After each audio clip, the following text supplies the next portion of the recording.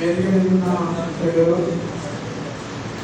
మా గురువు గారు గంగాల భాస్కర్ గారు 70వ జన్మదిన సందర్భము మరియు 7 పుస్తకాల ఆవిష్కరణ పండుగ సందర్భంగా వేదిక మీద ఉన్న పెద్దలు, సోదరీమణులు, చాలా సంతోషంగా ఉంది. మాకు యాక్చువల్గా ఈ పుస్తకాల గురించి, సాహిత్యం గురించి చెప్పేవాళ్ళు చాలామంది ఉన్నారు. చాలామంది ఎలా చెప్తారు, కానీ నేను వాటి జోలికి వెళ్ళకుండా మా గురువు గారికి నాకున్న అనుబంధము, మా గురువు గారికి మా స్కూల్కున్న అనుబంధము, మా గురువు గారికి మా ఊరుకున్న అనుబంధము, ఈ రెండే ముచ్చట్లు మాట్లాడి నేను దేవదాన్ని చెప్పిన పద్ధతిలో ఆగిపోతాను.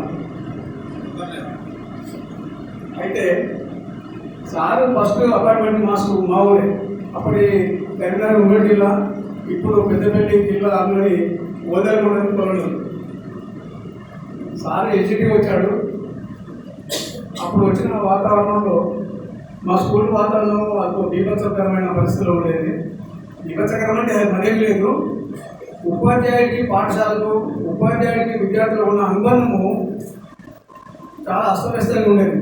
అంటే మేము అట్లనే ఉంటుంది అనుకున్నాం. యాక్చువల్గా సార్ రావడంతో మాకు ఇట్లా ఉండాలన్నా, ఉపాధ్యాయులకు పిల్లలకు ఉండే అనుబంధం ఇట్లా ఉంటుంది అనేది మాకు కొత్త లోకం అయిపోయింది.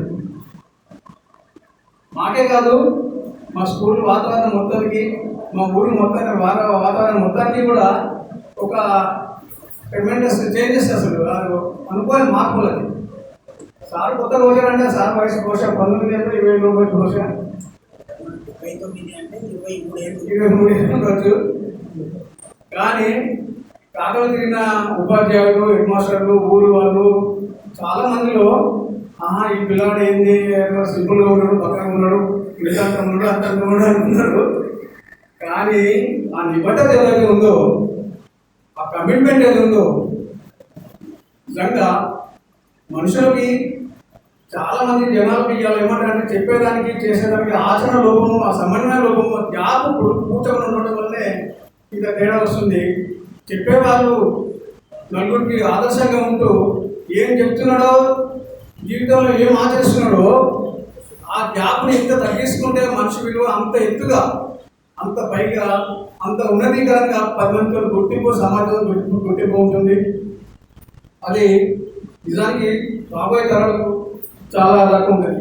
ఒకే నిమిషం సార్, లేదు ఒకే నిమిషం సార్ అయిపోతుంది. సారు వచ్చిన వాతావరణం బీభత్సం అంటే ఏం లేదు. సారు మా స్టాఫ్ రూమ్లో ఎట్లా ఉంటుందంటే, సారు వచ్చినప్పుడు తనకు ఆరోగ్యం బాగోలేక స్టాఫ్లో ఉంటున్నారు. తనకు చెప్పడానికి ఇష్టం లేకుండా స్టాఫ్లో ఉండేవాడు. సార్ క్లాస్కి వస్తే వచ్చి లేకులేదు. కానీ బాగా సార్ అట్లా కాదు. సార్ డ్యూటీకి వచ్చిందంటే క్లాస్కి వస్తాడు, క్లాస్ రాలంటే డ్యూటీకి రాలేదన్నమాట. ఆ వాతావరణం ఎక్కడికి వెళ్ళిందంటే, పిల్లలు క్లాస్ రూమ్లో టీచర్ రావాలంటే స్టాఫ్ రూమ్ దగ్గర నిలబడేది. సార్ మీ పీరియడ్ ఉంది, క్లాస్ రండి సార్. సార్లు సిగరెట్ చార్మింగ్ డబ్బా తీసుకురా, బర్కిల్ సిగరెట్ డబ్బా తీసుకురా, బిడికట్ట తీసుకురా తోలి వాళ్ళు. భాస్కర్ సార్ వచ్చిన దానికి పోయిన వాతావరణం పోయింది. సార్లు భయపడేవాళ్ళు. అంతకుముందు హాస్టల్ హాలిడేస్ అని అట్లా ఇలా పిల్లల్ని ప్రోత్సహించి చేసేవాళ్ళు. అయితే మాస్టర్ ఒక కవిత చదివి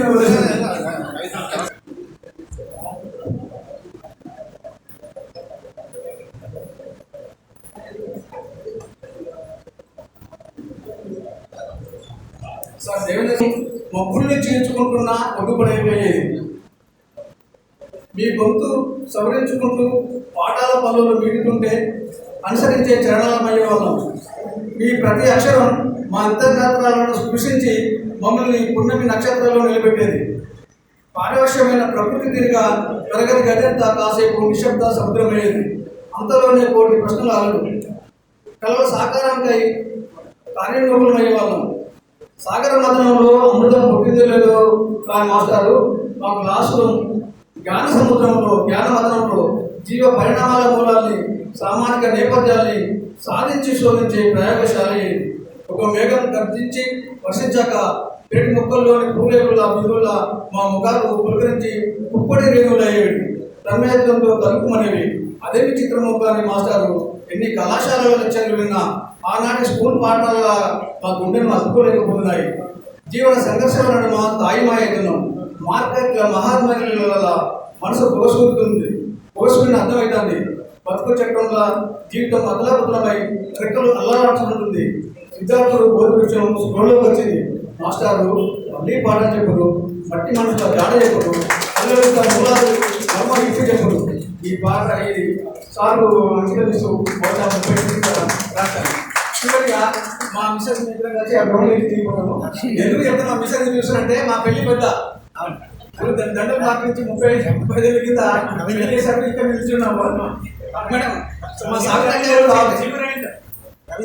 రవీంద్ర సాగిత